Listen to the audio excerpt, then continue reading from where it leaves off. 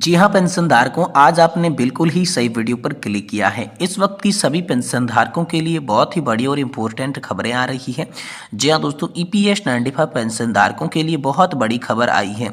यहाँ पर 7,500 रुपये की पेंशन और मुफ्त इलाज को लेकर बड़ी खबर है। बजट 2025 से रिटायर्ड कर्मचारियों को क्या क्या है उम्मीद है। तो दोस्तों आखिरकार पेंशनधारकों के लिए वित्त मंत्री निर्मला सीतारमण से मुलाकात करके यहाँ पर आप सभी के लिए नेशनल एजुकेशन कमेटी की बड़ी बैठक हो चुकी है। और इस बैठक में बजट 2025 के अंदर ईपीएस पेंशनधारकों को क्या राहत दी जाएगी, क्या 7,500 रुपये की पेंशन मंजूर होगी, मुफ्त में इलाज होगा, इन तमाम मांगों को लेकर चर्चा हुई और इसके बाद अब सभी के लिए बड़ा फैसला निकल कर आया है।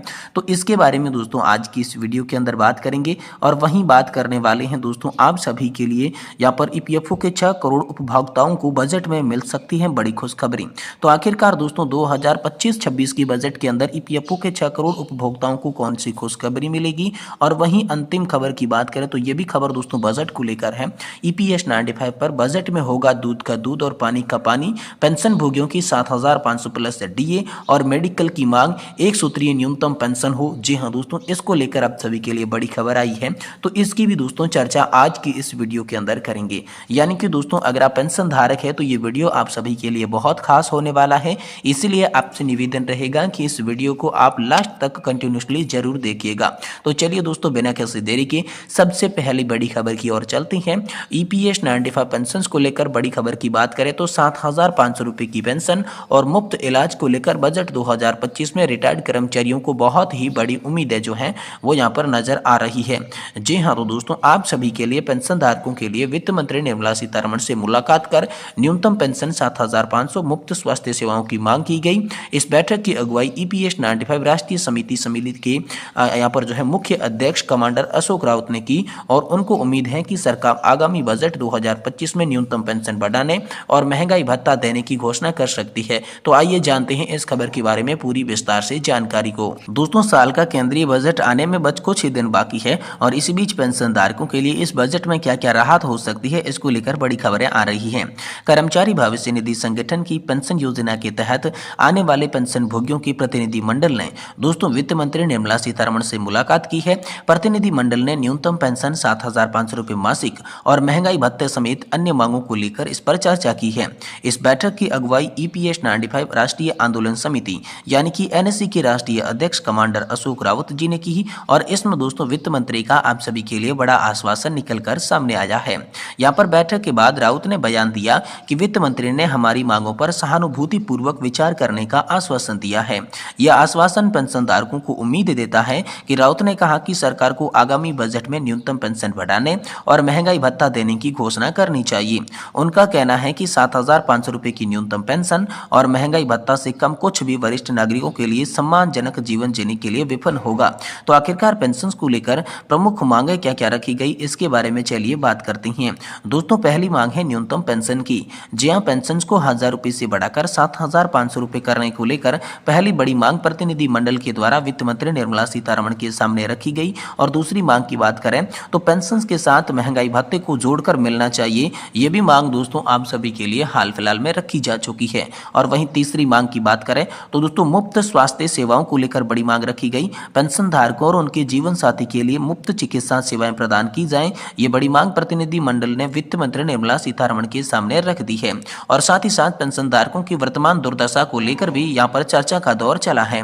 दोस्तों मुलाकात से पहले कमांडर अशोक रावत ने पत्रकार से वार्ताओं में कहा कि देश भर के 78 लाख से भी अधिक पेंशन भोगी अत्यधिक दयनीय स्थिति में जी रहे हैं। उन्होंने ये भी दावा किया कि सरकार 2014 की 1,000 रुपये की न्यूनतम पेंशन की घोषणा के बावजूद भी यहाँ पर 36,60,000 ऐसे पेंशन धारक है जिनको यहाँ पर 1,000 रुपये से कम की राशि हाल फिलहाल में मिल रही है।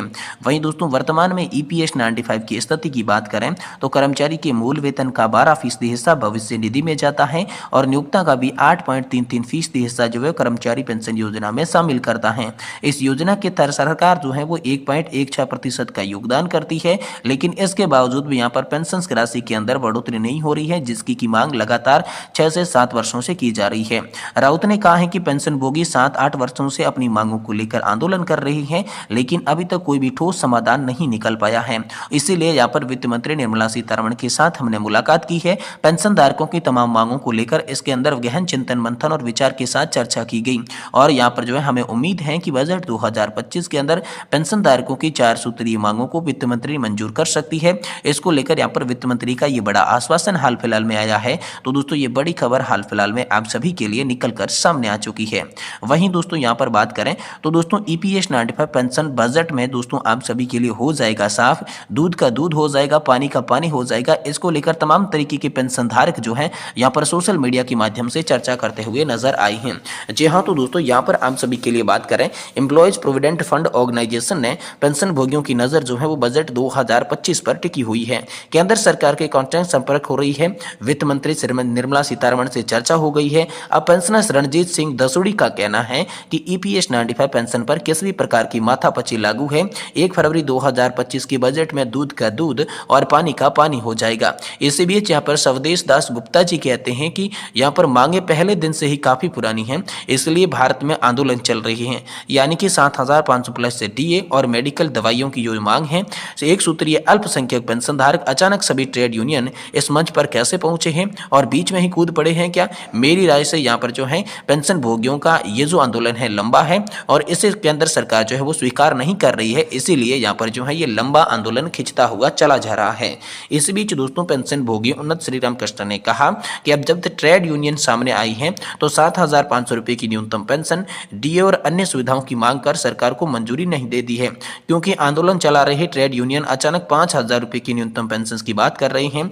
ये जो पेंशन की बात है ये पेंशन धारकों के लिए कतई उन्नत यहाँ पर जो है उचित नहीं है। नई पेंशन योजना पेंशन भुगतान से बचने के लिए यहाँ पर नई तरकीब निकाली जा रही है। यहाँ पर पिछले 26 से 27 महीनों तक ये समस्या चलती रही। पेंशन भोगी दैनिक अपने पोर्टफोलियो को सोशल मीडिया पर पोस्ट करते रहे, लेकिन यहाँ पर कोई भी समाधान पेंशन भोगियों का नहीं हो पाया है। सरकार की ओर से कोई उपयुक्त कार्यवाही नहीं हो रही है, इसलिए कभी कभी ऐसा लगता है कि सरकार को अपने आदेश के प्रस्ताव में देरी के लिए सर्वोच्च न्यायालय को पूरा समर्थन मिला है। यह हमारी बदकिस्मती है, ऐसा दोस्तों लगातार पेंशन धारक जो है अपने को कोस रहे हैं। वहीं एक अन्य पेंशनर्स ने कहा कि चीन के नेता, हर कोई नेता ईमानदारी के प्रयास नहीं कर रहा है, सभी पैसे के पीछे है। पिछले 15 वर्षों से सरकार के साथ समस्या का समाधान नहीं हो पा रहा है, तो यहाँ पर अब कैसे हो पाएगा? बजट 2025 का सबको इंतजार रहेगा। बजट 2025 आने के बाद दूध का दूध और पानी का पानी यहाँ पर जो है हो जाएगा। वहीं इसी केंद्रीय बजट 2025 को लेकर बात करें तो ईपीएफओ के 6 करोड़ उपभोक्ताओं को बजट में मिल सकती है खुशखबरी। जी हाँ, तो दोस्तों ईपीएफओ के 6 करोड़ सब्सक्राइबर को इस बार बजट में गुड न्यूज मिल सकती है। मीडिया रिपोर्ट के मुताबिक ईपीएफओ स्टार की मंथली पेंशन 1000 रुपए से बढ़ाकर 7500 रुपए तक कर सकती है। पेंशनर्स के एक डिस्ट्रीब्यूशन ने हाल ही में वित्त मंत्री के साथ यहाँ पर मिलकर मंथली पेंशन बढ़ाने की मांग की थी। फाइनेंस मिनिस्टर ने अपनी मांगों पर विचार करने का भरोसा भी दिया था। वित्तीय वर्ष 2025-26 का बजट जो है 1 फरवरी को पेश किया जाएगा और इसी तरह 10 जनवरी को ईपीएस 95 नेशनल एजुकेशन कमेटी ने यहाँ पर जो है मुलाकात की। इससे श्रमिकों ने यहाँ पर टीमों के साथ बैठक भी की। उन्होंने वित्त मंत्री से ईपीएफओ के तहत पेंशन बढ़ाने की न्यूनतम पेंशन 5 गुना करने की भी बात की। वित्त मंत्री के साथ स्थानीय गठन और गरीब अमीर लोगों को सुपर रिच को अधिक कर लगाने की मांग की गई, मगर ईपीएस 95 पेंशन धारकों के नेशनल एजेंट जांच कमेटी ने 5000 रुपए की जो नाकाफी पेंशन है उसको नकार दिया और 7500 रुपए करने की मांग की है। रिपोर्ट के मुताबिक समिति ने दावा किया है कि सरकार ने 2024 में यहाँ पर 2014 में न्यूनतम मासिक पेंशन 1000 रुपए की थी, लेकिन कई पेंशन भोगी अभी भी जो है इससे कम पेंशन पा रही हैं। इसे ये जो ट्रेड यूनियन मांग कर रहे हैं कि 5000 रुपए की न्यूनतम पेंशन मिलनी चाहिए, वो गलत है और यहाँ पर 7500 रुपए की पेंशन जो हो पेंशन धारकों को मिलनी चाहिए। ये दोस्तों नेशनल एजुकेशन कमेटी का हाल फिलहाल में कहना लग रहा है। दोस्तों नेशनल एजुकेशन कमेटी के कहने से आप कितना सहमत हैं ये आप हमें कमेंट बॉक्स में कमेंट करके जरूर बताएं। और आज की वीडियो अगर आपको पसंद आई है तो वीडियो को लाइक करके हमारे चैनल को भी सब्सक्राइब जरूर कर दीजिएगा।